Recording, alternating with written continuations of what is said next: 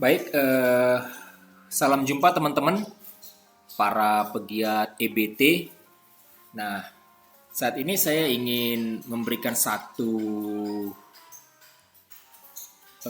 menceritakan pengalaman atau apa yang saya tahu bagaimana mendesain PLTS sederhana. Karena banyak sekali yang bertanya kepada saya bagaimana mendesain PLTS untuk rumahan ya. Jadi mereka bertanya panelnya berapa banyak gitu, baterainya berapa Ah, kemudian inverternya SCC-nya pakai yang berapa ampere. Nah, pada saat ini kesempatan ini saya akan menjawab dengan bahasa yang sederhana supaya teman-teman bisa mengerti. Saya berusaha untuk menyampaikan dengan cara yang sederhana. Nah, ini profil perusahaan kami. Ini langsung saja teman-teman boleh kunjungi di www.tobaenergy.com. Nah, langsung ke topik permasalahan kita, topik diskusi kita. Bagaimana mendesain PLTS? Nah, yang pertama, langkah pertama yang teman-teman harus lakukan adalah menghitung beban yang akan dikonekkan, disambungkan ke sistem PLTS-nya kita. Nah, dari sini saya mengambil beberapa sampel saja. Nanti teman-teman boleh hitung bagaimana realisasinya di rumah teman-teman masing-masing. Nah, saya ambil contoh, saya punya lampu 10 watt sebanyak 5 buah. Nah, saya nyalakan selama 12 jam per hari. Jadi, total energi yang saya butuhkan itu adalah 10 kali 5 kali 12, yaitu 600 watt hour. Nah, kemudian saya punya TV 100 watt, satu buah, satu unit, nyala selama 3 jam. Jadi saya butuh 300 watt hour. Kemudian pompa air, saya punya satu unit 200 watt, nyala 2 jam per hari, maka saya butuh 400 watt hour. Sehingga total energi yang saya butuhkan dalam konsumsi satu hari itu 1300 watt hour ya teman-teman. Nah, jadi teman-teman boleh hitung sendiri gitu. Misalnya saya tidak mau TV-nya ini disambung ke PLTS saya gitu. Saya lebih memilih kulkasnya aja yang dimasukin ke PLTS-nya. Nah, silakan aja hitung kulkasnya itu berapa watt. Kemudian nyalanya berapa lama dalam satu hari. Kemudian dikalikan sehingga dapat nanti total energi untuk kulkas itu sendiri. Kemudian pompa air misalnya saya nggak mau, saya mau ganti sama AC saja, silahkan. AC-nya berapa watt, kemudian nyalanya berapa lama. Kemudian kita akan temukan total energi dari pemakaian AC. Jadi begitu teman-teman untuk menghitung pemakaian konsumsi energi kita per hari ya. Nah, dari situ kemudian kita melangkah ke langkah selanjutnya yaitu menghitung kapasitas baterai. Nah, untuk menentukan kapasitas baterai, saat ini saya merekomendasikan DOD-nya itu sebesar 50%. Apa itu DOD? DOD itu adalah deep of discharge. Nah, dalam bahasa simpelnya, kedalaman baterai itu untuk di-discharge begitu. Jadi misalnya dari kapasitas 100%, kemudian di-discharge sampai dia SOC-nya 50%. Ya, itu yang saya rekomendasikan. Tapi di banyak keadaan atau kondisi atau mungkin kita bangun satu off-grid yang lebih besar, banyak desainer-desainer PLTS itu merekomendasikan DOD-nya hanya sebesar 20% saja. Ini untuk mengantisipasi kalau cuaca tidak bersahabat di keesokan harinya, sehingga kapasitas baterai masih memiliki cadangan energi untuk membackup beban-beban yang ada. Kita biasa sebutnya dengan autonomy days, yaitu kemampuan sistem PLTS untuk membackup sistem atau beban selama beberapa hari. Jadi ini tergantung desainernya dan kesepakatan untuk customernya ya. Nah, tapi kita pada saat ini berbicara yang simple saja dan saya merekomendasikan 50% saja ya. Nah, kemudian dari sini kita dapat temukan berapa energi yang harus disimpan dalam baterai itu, yaitu dengan mengalihkan 1300 dengan 2, yaitu berasal dari 50% ini ya, sehingga kita temukan sebesar 2600 watt hour. Artinya baterai kita harus mampu menyimpan energi sebesar 2600 watt hour. Nah, untuk menemukan kapasitasnya dalam ampere hour seperti apa, berarti kita bagikan dengan tegangan kerja dari baterai ini. Tegangan kerja baterai ini sebesar 24 volt, sehingga didapatkan sebesar 108,33 ampere hour atau AH ya. Cuman kan di pasaran tidak ada yang sebesar ini ya, makanya kita sama dengankan 100 AH saja. Nah, kemudian kita sudah mendapatkan nih energi total konsumsi harian, kemudian kita sudah dapatkan dari energi konsumsi itu, kita dapat temukan kita butuh 24 volt 100 AH. Oke, selanjutnya apa yang kita lakukan yaitu menghitung kebutuhan panel surya. Nah, kita harus mengembalikan energi yang sudah kita pakai sebelumnya kan. Jadi kita misalnya baterainya kita pakai nih sepanjang hari dan dia dikuras sebesar 1300 watt hour. Nah, pada saat pengisian kita harus mengembalikan 1300 ini supaya baterainya kembali full. Nah, untuk itu kita ambil rata-rata pengisian dari panel surya ya. Jadi panel surya itu waktu pengisian rata-rata untuk di Indonesia itu hanya sekitar 4 jam saja. Ini rata-rata ya, karena penyinaran efektif di beberapa daerah itu berbeda-beda. Ada yang 5 jam, ada yang bahkan 3 jam katanya. Jadi kita ambil rata-rata saja 4 jam. Jadi 1300 itu selama 4 jam dapat 325 WP. Artinya PLTS kita itu harus sebesar 325 WP sehingga saat dia disinari matahari selama 4 jam terpenuhi 1300-nya.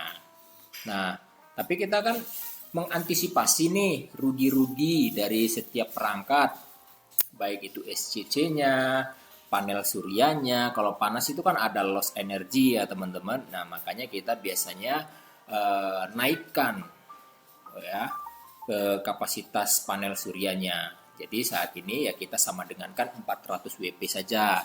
Sehingga dari 400 WP ini dan disinari selama 4 jam sekitar 1600 watt hour. Ini kondisi ideal ya teman-teman. Jadi diproyeksikan 1300 kita ambil dan 1600 dikembalikan. Artinya besok pagi ini baterai pasti full gitu. Besok pagi sampai siang ini baterai pasti full dan siap kita konsumsi di malam harinya. Begitu ya teman-teman. Nah, kemudian menentukan SCC. Ya, menentukan SCC ini seperti ini. Kita harus mengetahui berapa power kemampuan daripada SCC ini, powernya dalam watt untuk mengisi baterai. Ya, nah kita tadi kan sudah temukan bahwa 1300 itu kan dikonsumsi. Ya, kita harus kembalikan. Berarti kalau dalam waktu 4 jam mengikuti masa pengisian, waktu pengisian, berarti 1300 dibagi 4 jam berarti sekitar 325 watt yang harus dimasukkan setiap jam kepada baterai gitu. Jadi SCC-nya punya power 325 watt dan dialiri selama 4 jam sehingga 1300 itu terpenuhi kembali dan baterai jadi full. Nah, kalau dia di sistem 24 volt, maka 325 dibagi 24 dapatnya sekitar 13,5 ampere. Nah, berarti SCC yang kita harus sediakan itu lebih besar atau sama dengan 13,5 ampere ya. Nah, cuman kan di pasaran ini tidak ada yang 13,5. Yang ada itu 10, 20, 30, 40 dan seterusnya ya teman-teman. Nah, jadi kita ambil ke atasnya yang paling dekat, yaitu 20 ampere. Bisa nggak kita ambil yang 10 ampere saja? Jawabannya tidak teman-teman. Karena itu akan defisit. Misalnya kita ambil dari baterai itu 1300, tapi yang dikembalikan hanya 1000 dalam masa pengisian. Jadi kita defisit 300 watt hour.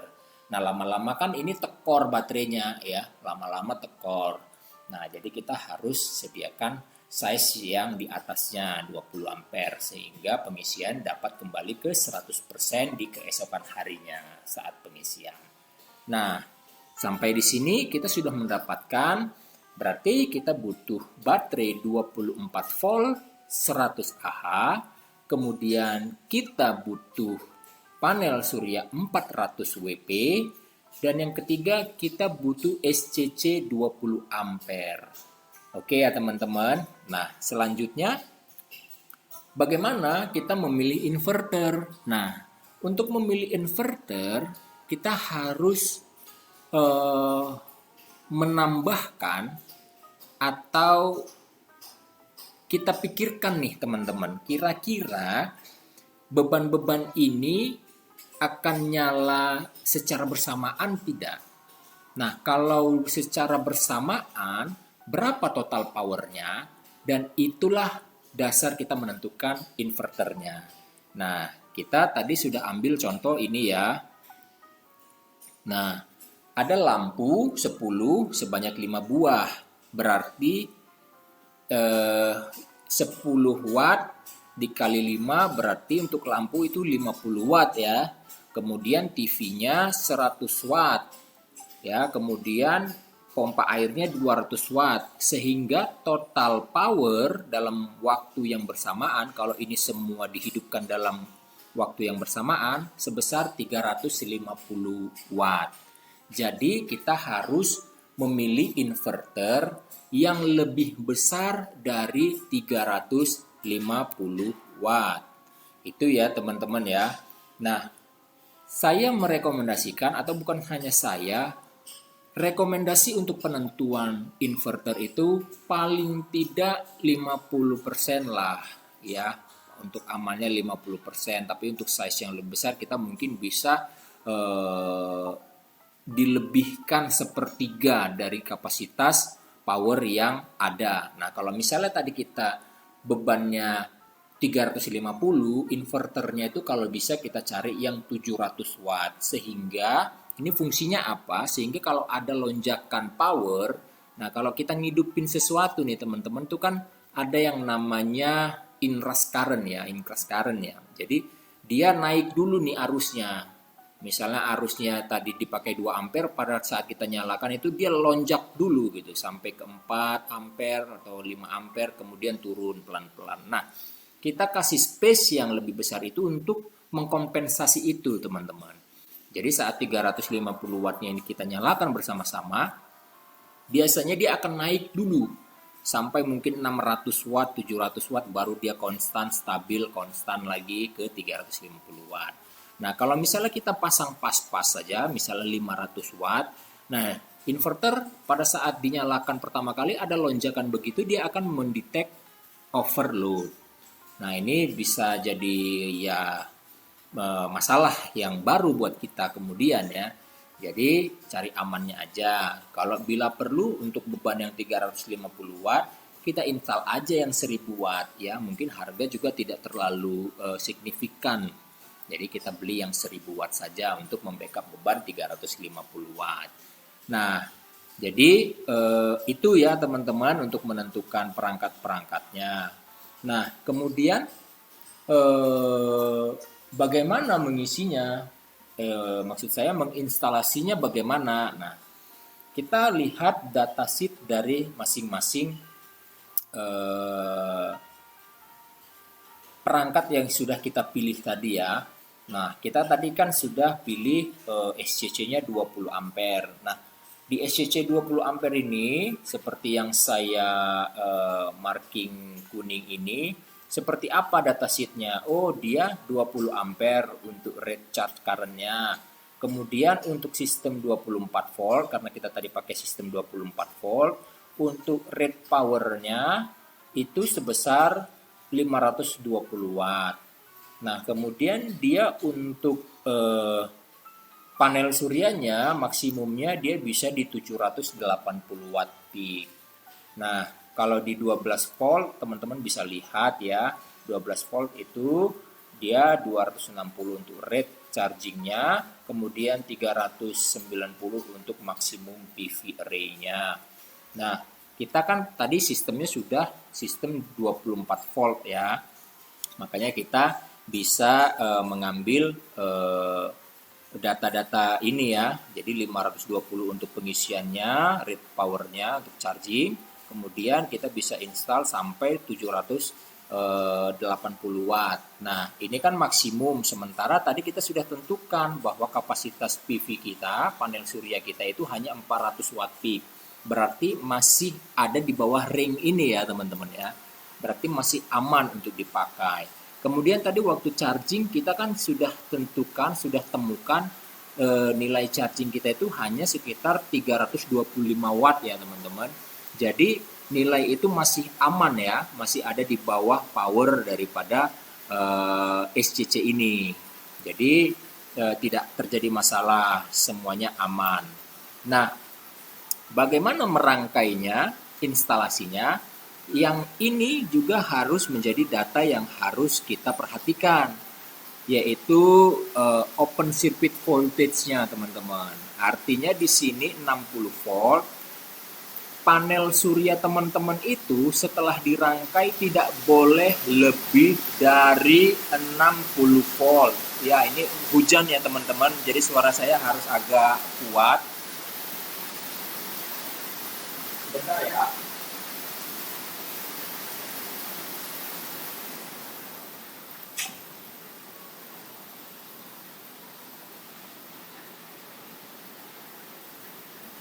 Ya, jadi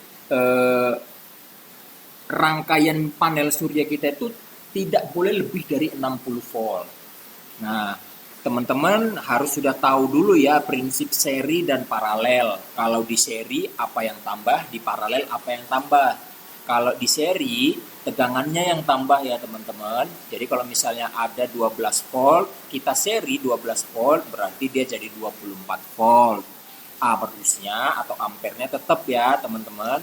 Nah, kemudian untuk di paralel arusnya yang nambah. Jadi kalau 12 volt 100 ampere, 12 volt di paralel 100 ampere berarti dia jadi 12 volt 200 ampere.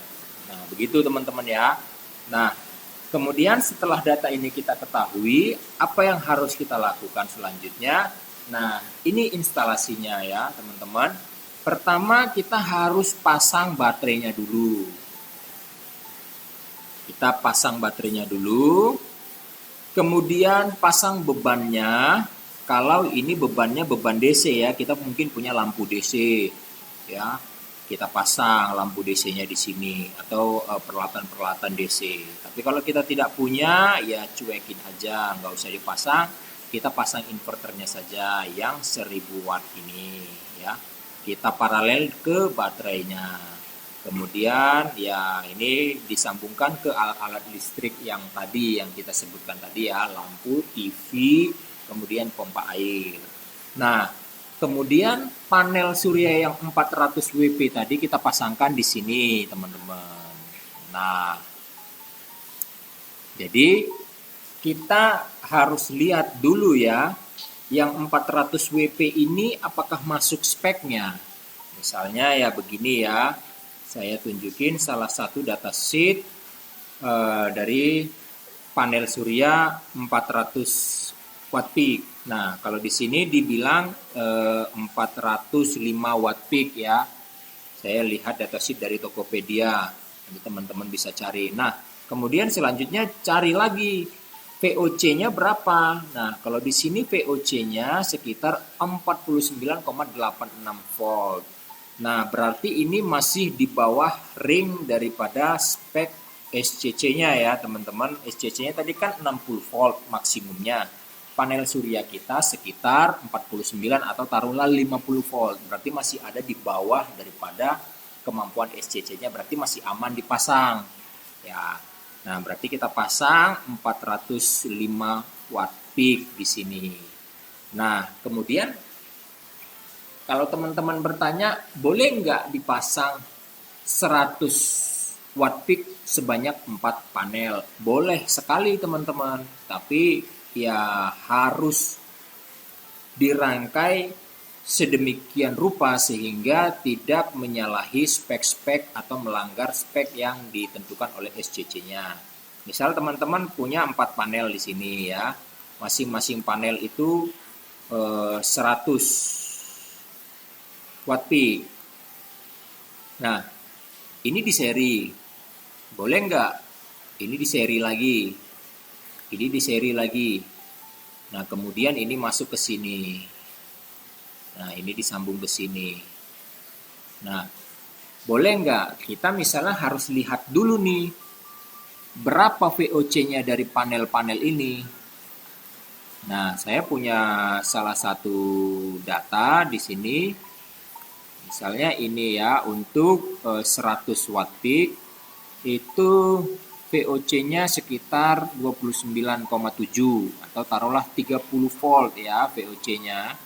Ini VOC-nya, oke, 30 volt. Nah, berarti kalau di sini ini 30, di seri lagi ke sini 30, di seri lagi ke sini 30, seri lagi di sini 30, totalnya kan sudah 120 ya teman-teman. Dan ini di atas daripada 60 volt dari kemampuan VOC SCC-nya ya teman-teman. Jadi ini tidak bisa diaplikasikan. Bagaimana supaya masuk?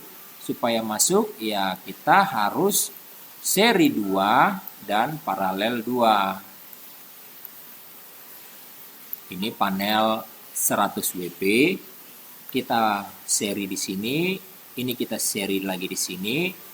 Sehingga di sini dan di sini VOC-nya sekitar 60 volt ya.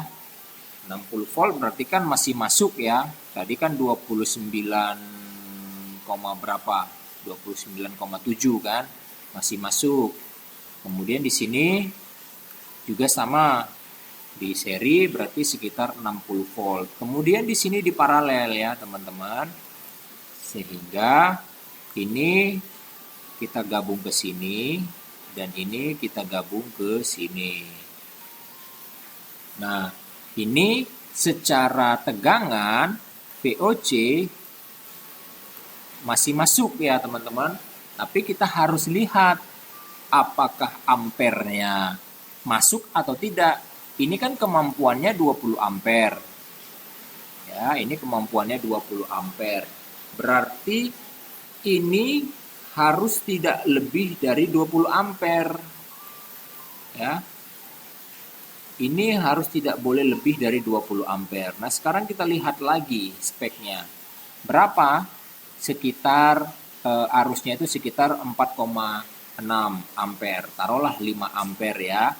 Nah, jadi kalau misalnya 5 ampere berarti di sini serial yang ini 5 ampere, serial ini 5 ampere sehingga totalnya 10 ampere. Berarti masih masuk speknya ya. Ya.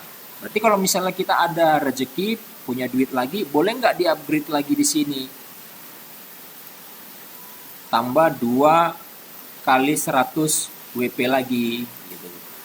Nah, kalau ini kan 5 ampere lagi kan?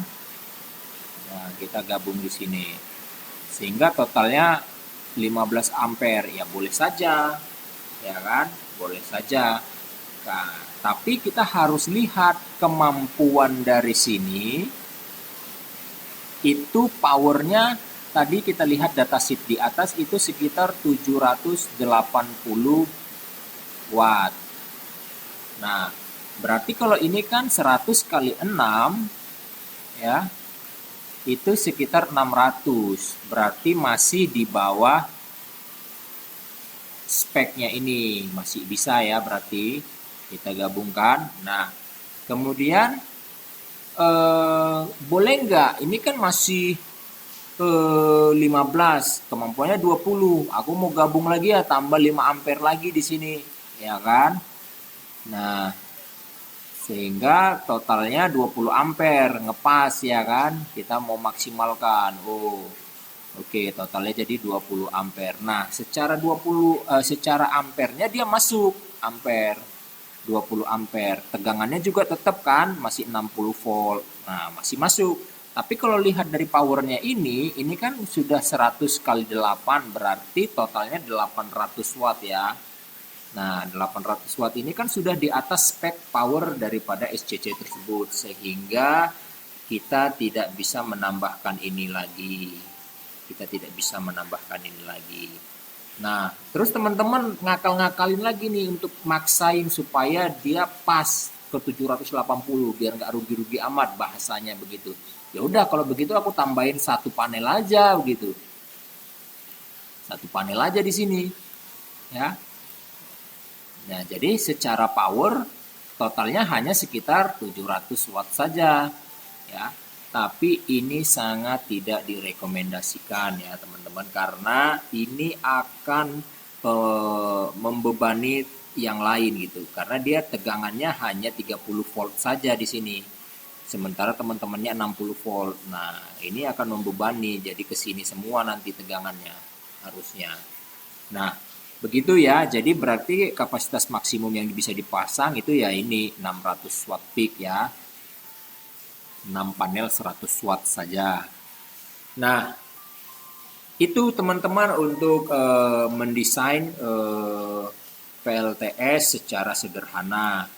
Kalau teman-teman punya pertanyaan boleh sampaikan di kolom komentar, kita berdiskusi sama-sama. Kalau ada yang salah dan perlu dikoreksi, teman-teman juga boleh koreksi bersama, kita berdiskusi bersama untuk mendapatkan informasi yang sama dan kita dapat membangun PLTS yang aman juga ya, dari kebakaran, dari hubungan arus pendek dan segala macamnya. Begitu teman-teman, sampai jumpa di video selanjutnya. Terima kasih.